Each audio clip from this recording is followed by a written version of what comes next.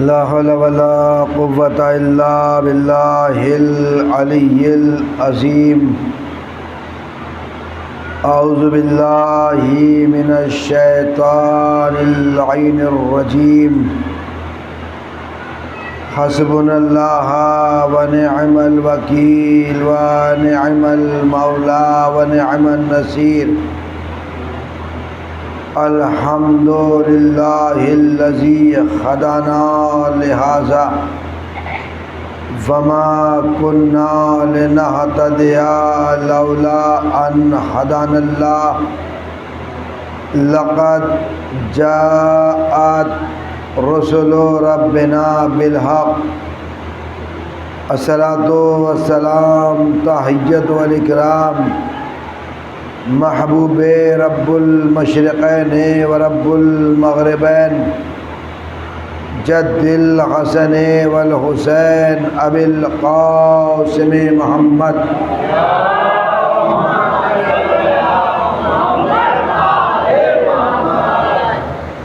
و آل بیت الطیبین الطاہرین المعصومین المظلومین اما بعد فقد قال اللہ سبحانہ تبارک و تعالی قوله الحق بسم اللہ الرحمن الرحیم ان زعمتم انکم اولیاء للہ من دون الناس فتمنوا الموت ان کنتم صادقین صلوات اللہ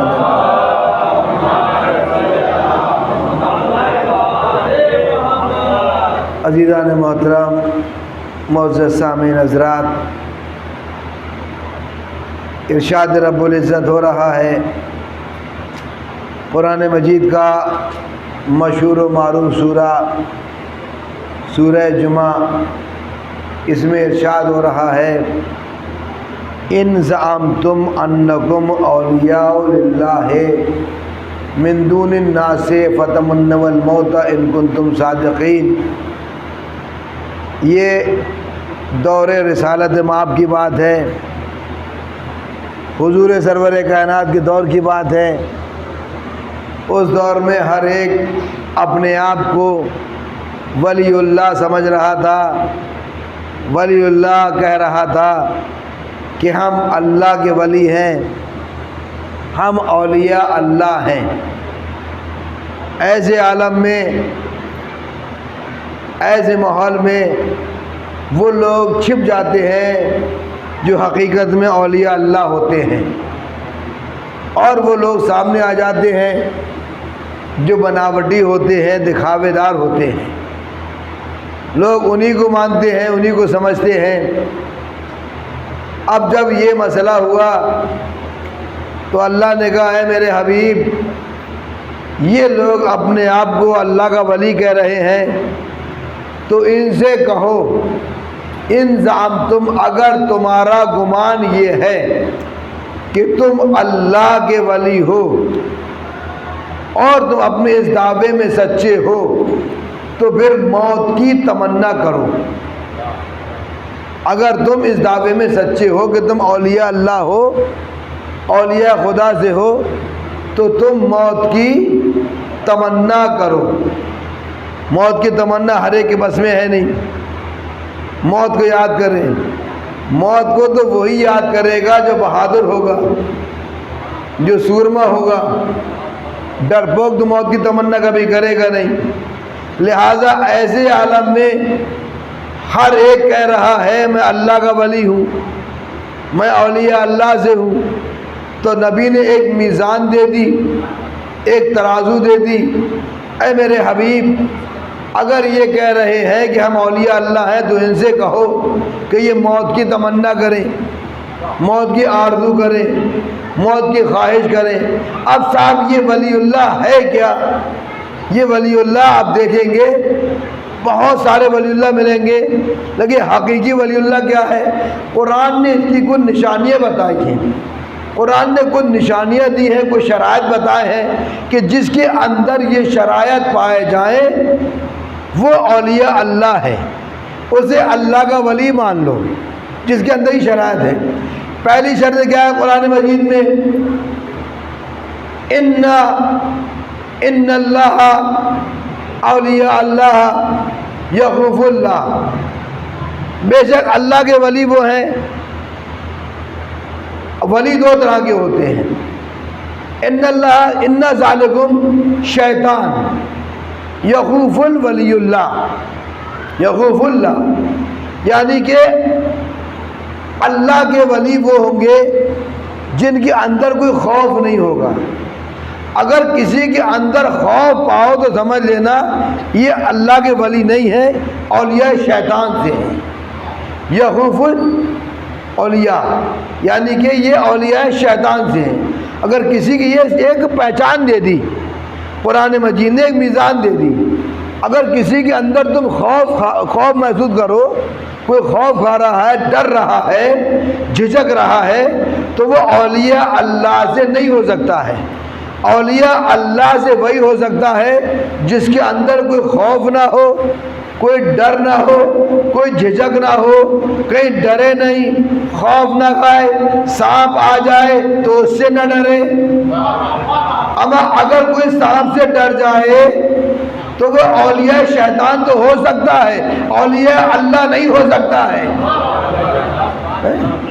اولیاء اللہ وہ ہو سکتا ہے جس کے بچپن میں گہوارے کے قریب اگر اژدر آ جائے تو ڈرے نہیں، روئے نہیں، خوف نہ کھائے، بلکہ دو انگلی بڑھائے دو حصوں میں تقسیم کر دے. پتہ چلا صلوات پڑھیں علی محمد.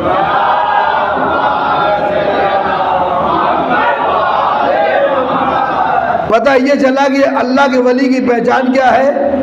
کوئی خوف نہ کھاتا ہو، ڈرتا نہ ہو، جھجک نہ ہو، کعبہ نہ ہو، کہیں پر کسی مقام پر بھی ڈرنے والا نہ ہو.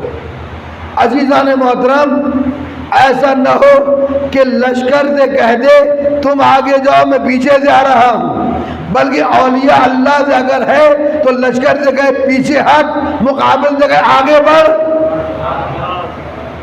لشکر سے کہے پیچھے ہٹ، مقابل سے کہے آگے بڑھ. یہ اولیاء اللہ ہو سکتے ہیں.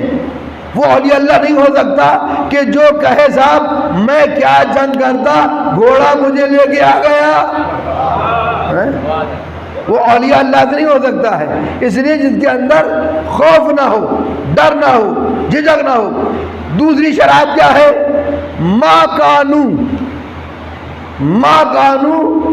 اولیاء اللہ، ما کانو الا المتقون. اولیاء اللہ کی ایک پہچان یہ ہے جو ولی اللہ ہوگا وہ متقی ہوگا. جو اولیاء اللہ ہوگا، جو اللہ کا ولی ہوگا، کون ہوگا؟ متقی ہوگا، پرہیزگار ہوگا، صاحب تقویٰ ہوگا. اب عزیزان محترم کہ آپ اور ہم اسے اولیاء اللہ مان لیں کہ جو راستے میں آ رہا ہے صاحب، مل گئی ایک ٹھیلی رام چندر جی کی. اب اس نے کہا صاحب ادھر تو کوئی دیکھ نہیں رہا مجھے، نہ ادھر نہ ادھر. ایک پتھر لیا، کھانا شروع کر دیا. پھر آگے بڑھے، دیا شنکر مل گئے، ان کی ڈھیلی مل گئی. دیکھا کہ پکوڑی بہت اچھی بن رہی ہے، گنگا رام کی پکوڑی اچھی بن رہی ہے، لہٰذا وہاں سے لے لی اور کھا لیا. کوئی دیکھ تو نہیں رہا ہے. وہ یہ بھول گئے کہ دیکھنے والا دیکھ رہا ہے. انہوں نے یہ ظاہری دیکھا کوئی مجھے میرے جاننے والا پہچاننے والا وہ تو نہیں دیکھ رہا ہے. تو عزیزان محترم، تقویٰ کسے کہتے ہیں؟ بچنا اور بچانا. متقی کسے کہتے ہیں؟ جو خود بھی بچے، دوسروں کو بچائے. اگر دوسروں کو نہیں بچا سکتا ہے تو خود تو بچ جائے، اپنے آپ کو تو محفوظ رکھ لے، اپنے آپ کو بچا لے. اسے کہتے ہیں متقی. اب عزیزان محترم، جو چند منٹ کے لیے اپنے تقوی کو نہ بچا سکتا ہو وہ امام المتقین کو کیسے مانے گا؟ اور ہمیشہ امام المتقین وہی ہوگا. اس لیے قرآن مجید نے کہا ھدی للمتقین، یہ قرآن متقین کی ہدایت کے لیے ہے. قرآن مجید متقین کے لیے ہدایت ہے. جو بھی متقی ہوگا اس کے لیے قرآن مجید کیا ہے؟ یہ ہدایت ہے، قرآن ہدایت ہے متقین کے لیے۔ اور عزیزان محترم، جب متقین کے لیے قرآن ہدایت ہے تو امام المتقین کیسا ہونا چاہیے؟ تو پہلے ہمیں مومن بننا چاہیے، متقی بنے، تبھی تو ہم اپنے امام کو امام المتقین مانیں گے، ان کے پیچھے چلیں گے۔ صلوات پڑھیں علی محمد۔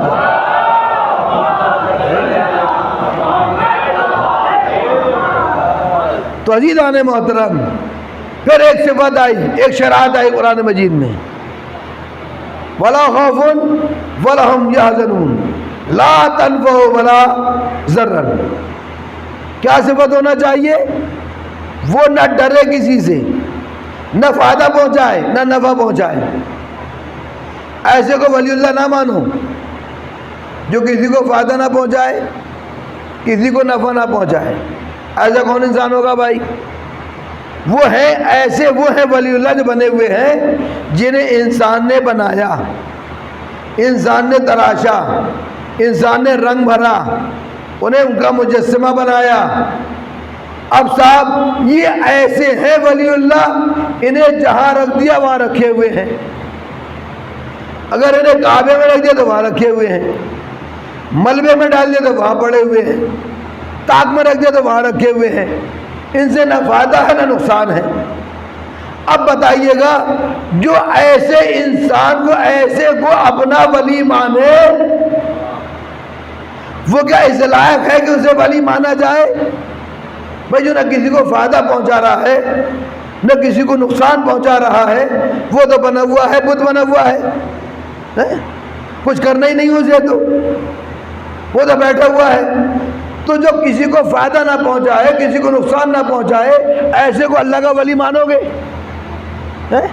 جیسے کہ جناب ابراہیم علیہ السلام نے کہا، جب تمام کے تمام لوگ چلے گئے عبادت خانے میں عبادت کرنے کے لیے، اور صاحب جناب ابراہیم علیہ السلام رہ گئے، سب چلے گئے، ابراہیم علیہ السلام کو موقع مل گیا، وہ صنم خانے میں پہنچ گئے۔ جیسے صنم خانے میں پہنچے، دیکھا کہ ماشاءاللہ بڑے بڑے لمبے دڑنگے، اونچے نیچے، موٹے تازے سب لگے ہوئے ہیں۔ اب انہوں نے ایک طرف سے سب کو توڑ دیا، جو سب سے بڑا تھا اسے چھوڑ دیا، جو سب سے بڑا تھا نا اسے چھوڑ دیا، اور کیا کیا؟ اس کے گلے میں کلہاڑا ڈال دیا۔ وَلَا نَفْعًا وَلَا ضَرًّا۔ ایسے کو ولی نہ مانو جو نہ تمہیں نقصان پہنچائے نہ فائدہ پہنچائے۔ تو عزیزان محترم، نقصان کا مطلب یہ نہیں ہے کہ تمہیں جسے تم ولی مانو نقصان تو پہنچائے، وہ نقصان کا مطلب اور ہے۔ تو عزیزان محترم، اب صاحب ایک کے گلے میں ڈال دیا، اب جیسے ہی عبادت کر کے ہی اپنی واپس آئے اور جیسے ہی گھسے عبادت خانے میں، دیکھا سب ٹوٹے پڑے ہوئے ہیں، کسی کا منہ ٹوٹا ہوا ہے، کسی کا ہاتھ ٹوٹا ہوا ہے، کسی کا پیر ٹوٹا ہوا ہے، کسی کا کچھ ٹوٹا ہوا ہے۔ اب صاحب جیسے یہ خبر نمرود کو ہوئی، نمرود نے کہا، اے حضر بتا یہاں کون رہ گیا تھا، کس نے یہ کام کیا ہے؟ اب نمرود گھبرا گیا، بے ساختہ کہنے لگا، میرا بھتیجا ہے جس کا نام ابراہیم ہے، ہو سکتا ہے اس نے کام کیا ہو۔ کہ ابراہیم کون ہے؟ ابھی تک نہیں جانتا تھا یہ ابراہیم کو، نمرود ابراہیم کون ہے، اس لیے کہ جناب ابراہیم علیہ السلام 18 برس تک غار میں رہے ہیں، غار میں پروان چڑھے ہیں، وہی ولادت ہوئی ہے غار کے اندر۔ جناب ابراہیم کی ماں غار میں جاتی تھی، وہی ولادت، وہی دودھ پلاتی تھی اور چلی آتی تھی، ایک دن دو دن، لیکن جب کبھی کبھی ایسا تھا 8-8 دن تو نہیں جاتی تھی، ایک مہینہ ہو گیا، پھر ایک سال میں جاتی تھی، اس طرح سے۔ تو صاحب غذا آئی کہاں سے؟ تو جس اللہ نے بھیجا تھا اسی نے غذا بھی دے دی۔ کہ غذا ملی کہاں سے انہیں؟ کہ اللہ نے ان کے انگوٹھے میں دودھ پیدا کر دیا تھا، جب بھوک لگتی تھی انگوٹھا منہ میں رکھتے تھے، شکم شیر ہو جاتے تھے۔ بھئی اللہ جب کسی کو بچانا چاہتا ہے تو اس کے رزق کا انتظام بھی کرتا ہے۔ جب اللہ کسی کو بچاتا ہے تو اس کے رزق کا انتظام بھی کرتا ہے، لہذا اللہ نے بچایا تو رزق کا انتظام بھی کیا۔ جب 18 برس کے ہو گئے، جناب ابراہیم علیہ السلام اللہ کی طرف سے حکم آپ لے جاؤ اسے گھر. جب گھر لے کر آئی آزر نے دیکھا چچی جان یہ بچہ کس کا ہے؟ کہ یہ میرا بیٹا ہے. کہاں پروان جائے؟ کہاں رکھا؟ کہ غار میں. اب اس نے کہا آج شکایت کروں کل شکایت کروں. دیکھیے ہر انسان ڈرتا ہے، اور پھر یہ وزیر ہے آزر، ہر انسان ڈرتا کہ ایسا نہ ہو میرے اوپر بات آ جائے. تو اس نے شکایت کرنے کی کوشش کرتا تھا تاکہ شکایت کو نمرود کو، لیکن جیسے ہی شکایت کے لیے منہ کھولا جناب ابراہیم کا خوبصورت چہرہ اس کی نگاہ میں آ جاتا تھا، لہذا شکایت سے باز آتا تھا، شکایت نہیں کرتا تھا. تو اسی بیچ نے ایک کام اور کیا، ایک کام نے اور کیا تھا کہ چلو ابراہیم ہے ماشاءاللہ جوان ہے، جہاں میرے بیٹے جا رہے ہیں خرید فروخت کرنے کے لیے. یہ اصل میں کیا تھا؟ آزر بت گر تھا، بت بناتا تھا، بت بیچتا بھی تھا، بت گر بھی تھا، بت فروش بھی تھا. بتاؤ، خدا بنا بھی رہا ہے، خدا بیچ بھی رہا ہے. یہ ماننے والے ایسے ہیں خدا کے، خدا بنا بھی رہے ہیں اور خدا بیچ بھی رہے ہیں. ایک دن جناب ابراہیم سے بھی کہا اے ابراہیم تم بھی جاؤ انہیں بیچ کے آؤ. آج اچھا موقع مل گیا، لے کے چلے. اور کیا کیا؟ پورا تاریخ میں ہے یہ، گلے میں رسی باندھی اور گھسیٹتے ہوئے لے کے چلے. ایک نالا پڑا، کہا کہ پانی پی لے، مجھے معلوم ہے تو پانی نہیں پیے گا. اب یہاں پہ لوگوں نے بہت اعتراض کیے، لگے وہ اعتراض عرض نہیں کر رہا ہے، پانی پی لے مجھے معلوم تو پانی نہیں پیے گا. ہاتھ بھی ٹوٹ گیا، پیر بھی ٹوٹ گیا. بازار میں لے کے پہنچے، اعلان یہ کون ہے یہ جھوٹے خدا کو خریدنے والا؟ جو نہ بول سکتا ہے، نہ کچھ کہہ سکتا ہے، نہ سن سکتا ہے، نہ فائدہ پہنچا سکتا ہے، نہ نقصان پہنچا سکتا ہے، کوئی ہے خریدنے والا؟ اب بتائیے بھائی کون خریدے گا؟ ہر انسان جب اپنا مال بیچتا ہے، جب شاعر اپنے شعر پیش کرتا ہے تو وہ بھی کہتا ہے بھائی بڑی محنت سے شعر کہے میں نے. آپ توجہ کیجیے گا، کہتا نہیں کہتا ہے بڑی محنت کی میں نے اس میں شعر میں. آپ توجہ کیجیے گا، جب کوئی انسان کوئی کام کرتا ہے، کوئی چیز بناتا ہے تو یہ کہتا ہے بھائی بڑی محنت سے بنائی ہے میں نے، بہت اچھی ہے ماشاءاللہ، بہت اچھی چلے گی یہ، آپ اسے خریدیے گا، یاد کریں گے. لیکن یہ عجیب بیچنے والا ہے جو کہہ رہا ہے کون خریدے گا ایسے، جو نہ فائدہ پہنچاتا ہے نہ نقصان پہنچاتا، کوئی ہے خریدنے والا؟ اب یہ باتیں ان کے بیٹوں نے سنی، کسی نے خریدا، واپس آ گئے. اب بیٹوں سنی کہا ابا انہوں نے تو ہمارے خدا کی بڑی بے عزتی کی ہے، بہت بے عزتی کی ہے، اگلے دن سے نہیں دیا، اب تمہیں بھیجیں گے ہی نہیں. معاملہ یہ تھا اگر ایک دن عزت کر لیتے تو دنیا یہ کہہ دیتی وہ تو جانے دو ابراہیم بھی تو لے کے گئے تھے، عزت کر رہے تھے. ابراہیم علیہ السلام نے یہ سب کچھ بتا کے سمجھا دیا، یاد رکھو نہ ہم بت گر ہیں نہ بت فروش ہے. صلوات بڑے مولا علیہ محمد.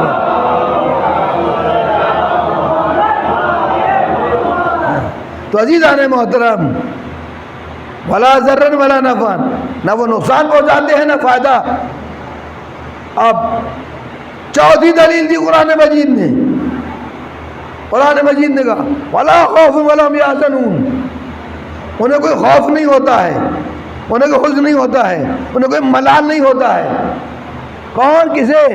جو اللہ کے ولی ہوتے ہیں، جو اللہ کے ولی ہیں انہیں کوئی خوف نہیں، کوئی ڈر نہیں، کوئی ہراس نہیں، چاہے ان کے مقابل میں ایک آ جائے یا 1000 آ جائے، انہیں اس بات کا ڈر نہیں ہے، انہیں اس بات کا خوف نہیں ہے. عزیزان محترم، شاید یہی وجہ تھی جب مولا کائنات علی ابن ابی طالب علیہ السلام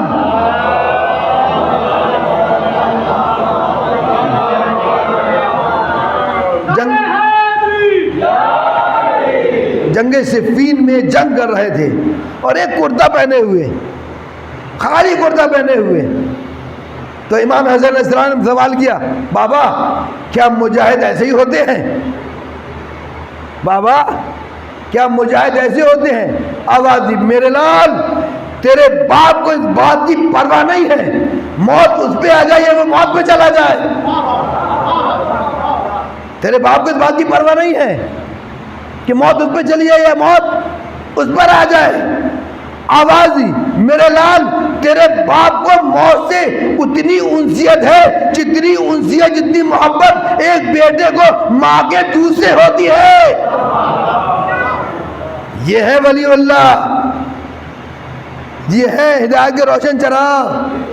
اب عزیزان محترم، میرے قرآن مجید آواز دے رہا ہے، اللہ ولی الذین آمنوا یخرجوہم من الظلمات الی النور۔ اللہ کے ولی کون ہے؟ جو اللہ کے ولی کون ہے؟ اللہ ولی الذین، اللہ ان لوگوں کا ولی ہے جو ایمان لائے اور ظلمات سے نکال کر نور کی روشنی میں داخل کرتے ہیں۔ قائم ہے نور کی روشنی میں، ظلمات سے اندھیرے سے نکال کر روشنی میں لے کر آتے ہیں۔ وہ کون ہے؟ اللہ کے ولی۔ یا آپ اسے اللہ کا ولی مانو گے کہ جو نور سے نکال کر اندھیرے میں داخل کر دے تمہیں؟ بتائیے کسے مانے گا اب اللہ کا ولی؟ بھائی اسے مانیں گے اللہ کا ولی کہ جو 2 رکعت کی 4 رکعت پڑھا دے، اور جب کوئی ٹوک دے تو کہیں اور پڑھا دوں، کم رہ گئی تو اور پڑھا دوں، اسے مانیں گے اللہ کا ولی؟ تو عزیزان محترم، قرآن مجید نے کہا اللہ کا ولی کون ہے؟ جو ظلمات سے نکال کر نور میں داخل کر دے، نور میں لے آئے۔ اب آپ دنیا میں دیکھیں بہت سارے ہادی ملیں گے آپ کو، ایک نہیں، جس نے تھوڑا سا پڑھ رکھا ہے وہ بھی ہادی بن گیا۔ یہ تو ہم بھی جانتے ہیں، یہ تو ہم بھی جانتے ہیں، سب جانتے ہیں، لیکن یاد رکھیے گا، پہلے یہ دیکھیے گا وہ نور میں ہے یا اندھیرے میں ہے۔ اگر وہ خود اندھیرے میں ہے تو تمہیں کیا روشنی میں لے کے جائے گا؟ پہلے وہ خود روشنی میں پہنچ جائے تبھی تو تمہیں روشنی میں لے کے جائے گا۔ صلوات پڑھیں علی محمد پر۔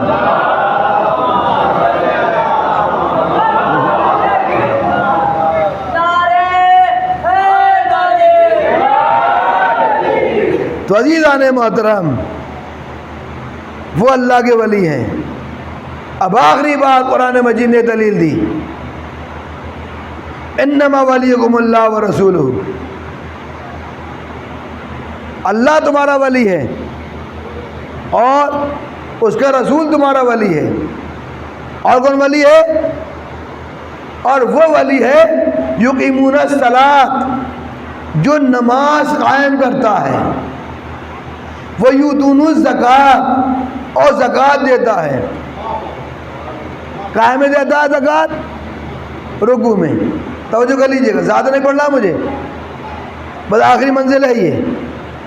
اللہ تمہارا ولی ہے اور رسول تمہارا ولی ہے، اور وہ تمہارا ولی ہے جو حالت رکوع میں زکوٰۃ دیتا ہے۔ اب صاحب حالت رکوع میں زکوٰۃ کس نے دی؟ کوئی ہے؟ ہم میں سے کسی نے دی ہے؟ چھوڑو، بڑے بڑوں کو دیکھو، ان میں سے کسی نے دی؟ ہاں، اگر اللہ نام بتا دیتا عبد الغفور نے حالت رکوع میں زکوٰۃ دی ہے تو جانے کتنے عبد الغفور ہو جاتے، جانے کتنے پیدا ہو جاتے۔ پروردگارہ کیا کر رہا ہے؟ نام بتا دے نا، نام بتا دے، اشارہ کیوں کر رہا ہے کہ نام بتا دوں گا؟ میں دیکھ رہا ہوں قیامت تک آنے والے انسان کو، اگر نام بتا دیا تو سب اپنا نام وہی رکھ لیں گے، لہذا علامت بتا رہا ہوں، جس میں یہ علامت ہوگی وہی اللہ کا ولی ہوگا۔ جس میں بھی حالت رکوع میں زکوٰۃ دی ہوگی وہی اللہ کا ولی ہوگا۔ اب آئیے گا، لائیے گا، کون ہے اللہ کا ولی کائنات عالم میں؟ ہے کوئی؟ تو سب نے کہا وہ ایک ہی ہے جس نے حالت رکوع میں زکوٰۃ دی۔ کہ وہ کون ہے؟ کہ وہ علی ابن ابی طالب ہے۔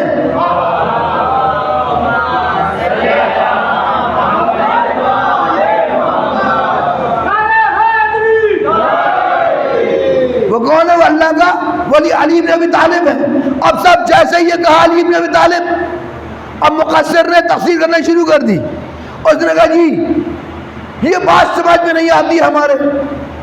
وہ علی جن کے پیر میں تیر لگ جائے اور تیر نہ نکالا جائے درد کرے تو رسول کہے کہ تیر اس وقت نکالو جب علی حالت نماز میں ہو. نہیں پہنچیا؟ اس وقت تیر نکالو جب علی حالت نماز میں ہو. تو یہ بتاؤ کہ علی نے سائل کی آواز سنی کیسے؟ توجہ کیجئے گا، علی نے سائل کی آواز سنی کیسے؟ یہ ایک سوال ہم سے بھی ہوا. سید المئی صاحب تھے الہ آباد کے، کہنے لگے مولوی صاحب یہ بتائیے گا، بات سمجھ نہیں آ رہی ہے کہ جو علی نماز میں اتنا محو ہو جاتا تھا، اتنا محو ہو جاتا تھا کہ اس کے پیر سے تیر نکل جائے پتہ نہ چلے، پھر اس نے سائل کی آواز کیسے سنی؟ تو میں نے کہا بھائی سن، جو سائل نے آواز دی تھی، کوئی ہے اللہ کے نام پہ مجھے کو دے، کوئی ہے؟ 3 دفعہ کہا، نہیں سنا کسی نے. جب اس نے کہا اے اللہ میں تیری بارگاہ سے خالی ہاتھ جا رہا ہوں، جیسے اس نے کہا اللہ تیری بارگاہ سے خالی ہاتھ جا رہا ہوں، تو یہ اس کی آواز وہاں ٹکرائی جہاں علی کا دل تھا، جہاں علی کا دل تھا. جیسے ہی آواز وہاں ٹکرائی جا کے فوراً ہی انگلی کو اشارہ ہوا. سائل آیا، انگلی سے انگوٹھی کو اتارا، لے کے چلا گیا. اما یہ چھوڑو کہ علی نے انگوٹھی دی کہ نہ دی، بلکہ یہ بتاؤ سائل نے کیسے پہچانا کہ یہ ہاتھ ہے، اس ہاتھ میں انگوٹھی ہے؟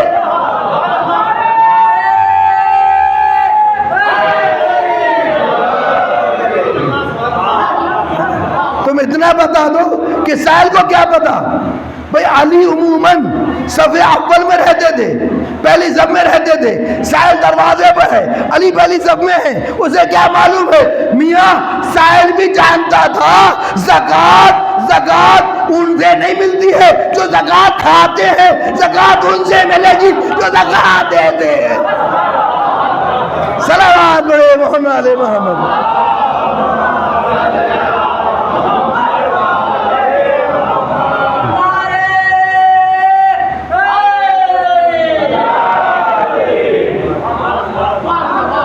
تو عزیزان محترم، یہ زکوٰۃ بات سمجھ میں آ گئی نا؟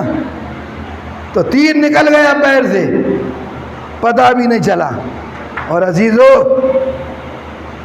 علی کی عبادت کا یہی عالم تھا. اس شان کی عبادت علی نے کی ہے، پتہ بھی نہیں چلا اور تیر نکال لیا گیا.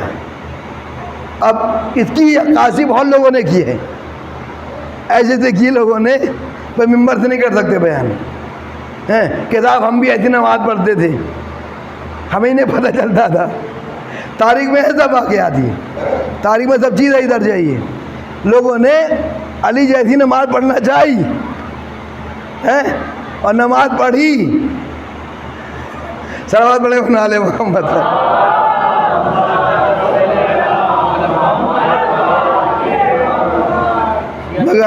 مگر تحفہ نہ مل پایا، خواہش میں مور رہے. دنیا والوں نے، ایک اشارہ کر دوں آپ کو، دنیا والوں نے تحفے دے دیے، اللہ کی طرف سے تحفہ نہ ملا. صلوات پڑھے علی محمد.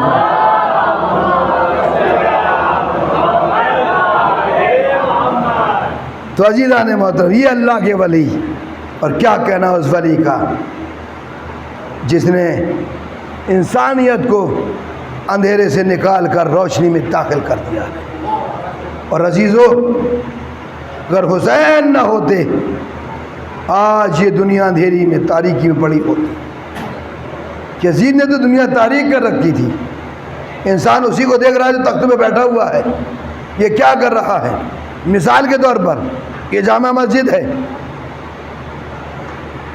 گڑھ ہے، جامع مسجد ہے. یہاں جیسا ہوگا انسان وہی تو دیکھے گا نا، بھئی یہاں یہ ہو رہا ہے لہذا ہمیں بھی یہ کرنا چاہیے. تو جو ذمہ دار ہوتا ہے اسے بڑا سوچ اور سمجھ کے قدم اٹھانا پڑتا ہے، اس لیے کہ اس کی طرف سب کی نگاہیں مبذول ہوتی ہیں، سب اس کی طرف دیکھ رہے ہوتے ہیں. یزید تخت پہ بیٹھا ہوا تھا، جو اس کے جی میں آ رہا تھا وہ کر رہا تھا. بندر وہ نچا رہا تھا، کتوں کے ساتھ میں وہ کھا رہا تھا جی، بلیوں سے وہ کھیل رہا تھا، حلال و حرام کی اس کی کوئی پابندی نہیں تھی۔ جب امام حسین علیہ السلام نے دیکھا کہ یہ ولی اللہ بنا ہوا ہے، لہذا آواز کو بلند کیا کہ ہم ایسے فاسق و فاجر کی بیعت نہیں کریں گے جس کے نہ حلال و حرام کی تمیز ہو۔ عزیزان محترم، امام حسین علیہ السلام نے زمانے والوں کو بتا دیا کہ دیکھو، جو دین شریعت میں حرام ہے وہ حلال رہے گا، جو حلال و قیامت تک حلال رہے گا۔ اور اسی حلال و حرام کو بتانے کے لیے امام حسین علیہ السلام کربلا سے چلے تھے، مدینہ چلے کربلا میں آئے تھے، اور کربلا میں آنے کے بعد عزیزو ان 72 شہداء کی تمام تکلیفیں ختم ہو گئیں۔ بھوک کی تکلیف، پیاس کی تکلیف سب ختم ہو گئی یہاں پر۔ اس کے بعد اسیران کربلا کی تکلیفیں شروع ہو گئیں۔ اس لیے جناب زینب نے کہا تھا، بھیا اب وہ آنکھیں جاگیں گی جو آنکھیں سویا کرتی تھی، اور جو آنکھیں جاگا کرتی تھی وہ آنکھیں سو جائیں۔ عزادارو، مطلب یہ تھا کہ عباس و علی اکبر اب نہیں رہے، زینب و ام کلثوم کو ہی اس دین کو سنبھالنا ہے۔ اور عزیزو، ادھر 72 کی قربانی ہوئی، ادھر خیموں میں آگ لگی، اور عزادارو یہاں سے اسیروں کی مصیبتیں شروع ہوئی ہیں، اور ابھی تک مصیبتیں چل رہی ہیں۔ تاریخ میں ملتا ہے کربلا کے بعد سید سجاد کے ہاتھوں میں ہتھکڑی، پاؤں میں بیڑی، گلے میں خاردار تو ڈال دیا گیا۔ اتنی مصیبت نہیں ہے، بلکہ ننگے پیر کانٹوں پہ چلایا گیا، پیروں میں آبلے پڑ گئے، پیروں میں چھالے پڑ گئے۔ اتنا ہی ظلم نہیں ہوا ہے، بلکہ جناب سکینہ سلام اللہ علیہا کو جب وہ اونٹ کی پشت سے گر گئی تھیں، جو دوبارہ سے انہیں لایا گیا ہے، تو اونٹ کی پشت پہ، ننگی پشت پہ اس طرح سے انہیں باندھ دیا گیا، اور اونٹ کو تیز تیز چلایا گیا۔ بچی پکارتی رہ گئی، چچا عباس، ہائے بابا۔ پسلی کا گوشت چھل چھل کر کٹ کٹ کے گرتا رہا۔ عزادار و مصیبت تو یہ ہے، جناب سکینہ کھڑی ہوئی ہے اور ظالم پانی بکھیر رہا ہے۔ اللہ اکبر۔ مصیبت تو یہ ہے، آفتاب کی تمازت ہے، سید سجاد کی ہاتھوں کی ہتھکڑیاں ہیں جو آفتاب کی تمازت سے جل رہی ہیں۔ اللہ اکبر۔ مصیبتیں یہ ہیں، جب یہ مصیبتیں جھیلتے ہوئے اور کوفے سے نکل کر شام کی طرف جا رہے تھے، تو ایک قلعے کے برابر میں ان کا قیام ہوا۔ جانتے ہیں یہ قلعہ کس کا ہے؟ آپ نے سنا ہوگا، جب حرم قلعہ شیری کے برابر آئے، جب اہل حرم کا لٹا ہوا قافلہ شیری بی بی کے قلعے کے قریب آیا، تو ان کی کنیز اس منظر کو دیکھنے کے لیے گئی۔ دیکھا، بے چین بے قرار ہو کر شہزادی شیری کے پاس آئی، کہنے لگی، شہزادی آج میں نے ایسے قافلہ دیکھا ہے، اس سے پہلے کبھی قافلہ نہیں دیکھا ایسا۔ کیا دیکھا ہے؟ میں نے دیکھا ہے کچھ بیبیاں ہیں بے مقنع و چادر، کچھ سر ہیں جو نوکے نیزہ پہ بلند ہیں، اللہ اکبر۔ اور کیا دیکھا ہے؟ کہ میں نے دیکھا ایک بیمار ہے جس کے ہاتھوں میں ہتھکڑیاں ہیں، پاؤں میں بیڑیاں ہیں، گلے میں خاردار توق ہے۔ اللہ اکبر۔ کہا ذرا معلوم کر کے آ یہ قافلہ کس کا ہے، کہاں سے آیا ہے؟ اللہ اکبر۔ کہنے لگی میں نے بھی اڑتے اڑتے خبر سنی ہے کہ میرا مولا بھی کربلا کو گیا ہوا ہے۔ اللہ اکبر۔ ایک مرتبہ ادھر یہ کنیز گئی اور معلوم کیا پیچھے سے جناب شیری بھی آ گئی۔ جیسے انہوں نے منظر کو دیکھا، امام حسین کی آزاد کردہ کنیز تھی نا، دل بے قرار ہو گیا، بے چین ہو گیا۔ جو کمرے جو روم امام حسین علیہ السلام کے لیے رکھے تھے، علی اکبر کے لیے سجائے تھے اور محمد کے لیے سجائے تھے، اللہ اکبر، اتنا دل بے قرار ہو گیا کہ وہ سپہ سالار لشکر شمر کے پاس آئی، کہنے لگی کہ مجھ سے کچھ پیسے لے لے، کوئی درہم لے لے، کوئی دینار لے لے، اور اس قافلے کو تو مجھے دے دے ایک رات کے لیے، تاکہ میں اپنے گھر میں انہیں ٹھہرا سکوں۔ اللہ اکبر۔ اس قافلے کو بھی اپنے گھر میں لے کے آئی۔ اللہ اللہ۔ ایک مرتبہ جیسے ہی اس کمرے میں لے کر آئی، کچھ سر تھے انہیں بھی لے کر آئی، لیکن یہ پہچانتی نہیں تھی، اس لیے بیویوں کے باہر لگے ہوئے تھے۔ اللہ اکبر۔ یہ کمرے میں کرنے کے بعد جیسے ہی باہر نکلی، جناب زینب کے منہ سے ایک کہا نکلی آواز ہی، اے میرے لال اکبر، اے میرے لال اکبر۔ جیسے شیرین اکبر کا نام سنا، رکی بڑی کہنے لگی، اے کنیزان، اے بی بی یاد رکھ، سب کا نام لے لے، ارے شہزادے اکبر کا نام لینے نا۔ اللہ اکبر۔ پھر شہزادی شیری آگے بڑھی۔ ایک مرتبہ بی بی زینب نے کہا، ہائے میرا بھیا عباس۔ ارے جیسے ہی عباس کا نام لیا، فوراً شیری کی آواز دی، ارے تو سب کا نام لے، شہزادے عباس کا نام لے لینا، میرے آقا عباس کا نام نہ لینا۔ ہاں زادارو۔ شہزادی خاموش ہو گئی۔ پھر شیری آگے بڑھی۔ ایک مرتبہ پھر شہزادی کے منہ سے نکلا، ہائے میرا بھیا حسین۔ اللہ اکبر۔ اب شیری کی بےتاب ہو گئی، فوراً قریب آئی، ارے میں منع کر رہی ہوں، ان کے نام نہ لے، تو یہ بتا تو عباس کا نام کیوں لے رہی ہے، علی اکبر کا نام کیوں لیا، تو ہے کون، کہاں کی رہنے والی ہے؟ کہا میں مدینے کی رہنے والی ہوں۔ آواز، اچھا تم مدینے کے رہنے والے ہو؟ کہا اس لیے میرے آقا کا نام لے رہے ہو، اس لیے میرے شہزادے اکبر کا نام لے رہے ہو؟ کہا اچھا یہ بتا تو حسین کو جانتی ہے؟ کہ مجھ سے بہتر کون جانتا ہے؟ اللہ اکبر۔ کہا ہے میرا آقا۔ ہاں زادارو۔ ایک مرتبہ کہنے لگی، ارے مدینے میں تو میری شہزادی ہے، میری شہزادی زینب ہے، کیا تو ان کو پہچانتی ہے؟ آواز، ارے مجھ سے بہتر کون جانے گا؟ اے شیری اتنا بتا دے، کیا تو اپنی شہزادی کو دیکھے گی تو پہچان لے گی؟ کیا کیوں نہیں پہچانو گی؟ ان کی گودی میں پلی ہو۔ شہزادی نے اپنے بال اوپر کیے، اے چہرے پہچان لے، تیری شہزادی زینب۔ شیری نے دیکھا، اے شہزادے یہ کیا ہو گیا؟ ارے میرا آقا حسین کیا ہو گیا؟ آواز، سب کربلا میں شہید کر دیے گئے، میرا بابا 3 دن کا بھوکا ماتم ہے۔